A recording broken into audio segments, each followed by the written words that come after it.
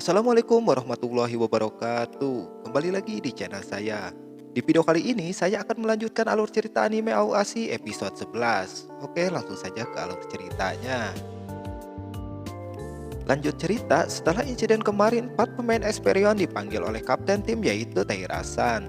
Dia sayang menyayangkan tindakan itu sangat merugikan modal tim, apalagi hari ini merupakan pembukaan untuk Liga Tokyo. Meski lawan mereka SMA gak kuat-kuat amat, Taira pesimis dengan peluang kemenangan timnya. Setelah insiden keributan itu juga, hubungan buruk pemain pun semakin melebar, khususnya di anak kelas 1. Meski keadaan memburuk, Otomo tetap gak terima dengan perkataan Asari tentang Ashito yang merebut posisi teman-temannya. Yang sekarang jadi pertanyaan, apakah pemain kita bermain bagus dengan kondisi ruang ganti mereka yang sedang kacau? Di sisi lapangan, Ashito menghampiri Fukuda yang sedang menelpon Hana-chan. Dia tak tahu kalau Fukuda ini sedang berbicara dengan Hana-chan. Maka dari itu, Ashito pun mengambil kesempatan ini untuk berbicara dengan Hana. Ashito kemudian mengungkapkan kalau dia telah mengikuti saran diet dari Hana-chan yang tempo dulu dia berikan. Selain memuji dirinya sendiri di depan telepon dan juga Fukuda, Ashito juga menyampaikan kalau dia akan debut di liga pada hari ini. Dan meminta Hana-chan untuk datang kalau ingin mendukungnya. Di sisi lapangan lainnya, ada juga seorang reporter cilik yang ditugaskan untuk meliput pertandingan hari ini. Tapi dia terlihat kaget. Kaget karena ternyata yang bermain hari ini cuma tim B Esperion. Reporter itu bertemu dengan Hana-chan yang berjalan dengan ekspresi datar. Dia memang berjalan tanpa mengeluarkan sepatah kata pun. Tetapi ketika melihat supporter lawan menyepelekan tim Esperion, barulah Hana-chan beraksi. Seperti yang sudah diduga sebelumnya, permainan Esperion kali ini sangatlah buruk. Koordinasi antara bermain juga sama sekali gak terlihat. Dan 3 pemain yang paling disorot akhirnya membuat kesalahan sehingga Taira ini pada akhirnya marah. Apalagi dari kesalahan itu juga musuh pada akhirnya berhasil mencetak gol. Babak pertama yang sudah berjalan 30 menit ini pun membuat Hana kaget karena skor udah 3-0 untuk keunggulan SMA Sekyo. Selama jeda istirahat, kondisi ruang ganti pun semakin memanas karena beberapa senior marah akibat permainan tim yang sangat tidak layak. Percikan api itu pun kembali muncul ketika Asari mengeluarkan suaranya dan Otomo membalas argumen itu sambil dia ini membawa masalah kemarin.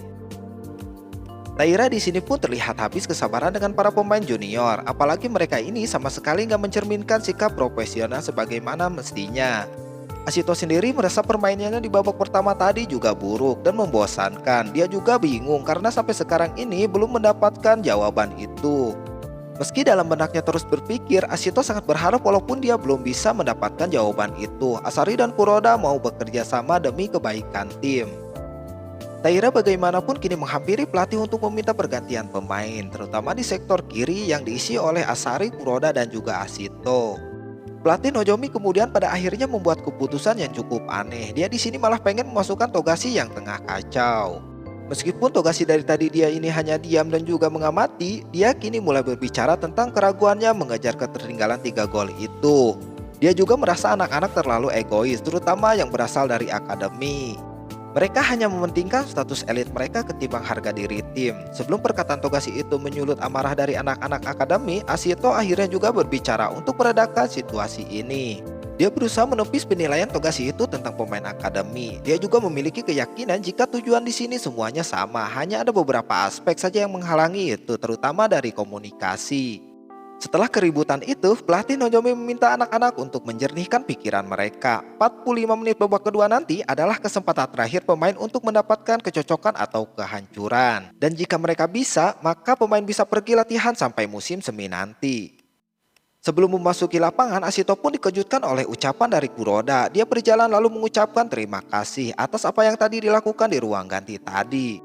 Di babak kedua ini juga sepertinya Sekyo ini akan mengamankan keunggulan mereka dengan strategi parkir bus. Para pemain Esperion di sini pun sedikit mengkritik taktik itu, tapi Sekyo nyatanya gak peduli karena mereka ini mengincar kemenangan. Taira di sini kemudian memberikan instruksi baru kepada pemain yang khususnya itu di sektor kiri, di mana dia mengeluhkan karena garis ketiganya itu sama sekali gak berguna untuk saat ini. Nah, kata garis yang dikeluarkan oleh Taira itu pun kembali merangsang otak Ashito. Satu kata sederhana itu membuat sedikit mendapatkan pencerahan tentang jawaban yang selama ini dia cari-cari. Ashito juga baru sadar sekarang kalau mereka bertiga itu berada di sisi yang sama dengan dirinya. Dia juga sadar ada hal yang gak dimiliki oleh pemain lainnya, yaitu sebuah koneksi.